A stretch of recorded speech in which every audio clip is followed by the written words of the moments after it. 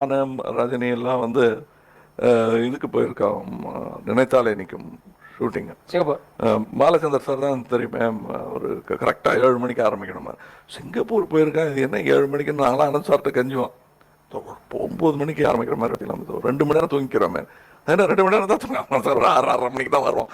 தூங்கிட்டு அப்படியே அந்த மாதிரி ஊர் சுற்றின்னு போனேன் நானும் ரஜினிலாம். நான் அதுக்கப்புறம் ஒரு நாள் பார்த்தேன், அதுக்கப்புறம் சரியாக வர ரஜினி நான் போகிறேன் அப்படின்ட்டு நான் 3 மணிக்கு டாட்டா சொல்லிட்டேன் அவருக்கு. அவர் 5 மணிக்கு வந்திருக்காரு. அதுக்கப்புறம் அவர் வந்து ஒரு நாளைக்கு பாலச்சந்தர் சார் வண்டியில் உட்காந்துன்னு, அப்புறம் நம்ம இன்னைக்கு அந்த சீன் எடுக்கிறோம் அப்படின்ட்டு பேச ஆரம்பித்தார். பாவம் தனியாக பேசியிருக்காரு, நாங்களாம் தூங்கிட்டோம்.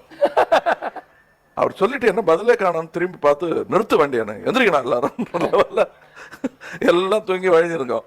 அந்த அன்னைக்கு பூரா தூங்கக்கூடாதுன்னு சொன்னார். அதனால எனக்கு இன்னமும் ஞாபகம் இருக்குது, நானும் ரஜினி மரம் தேடி அலைவோம்.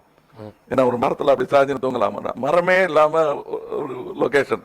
அப்பவும் உடல ஒரு புதர் பின்னாடி போய் உட்காந்துன்னு என் முதுகில் அவர் சாஞ்சிட்டு அவர் தலையில் நான் சாஞ்சிட்டு 2 பேரும் தூங்கின ஞாபகம் இருக்கு எனக்கு.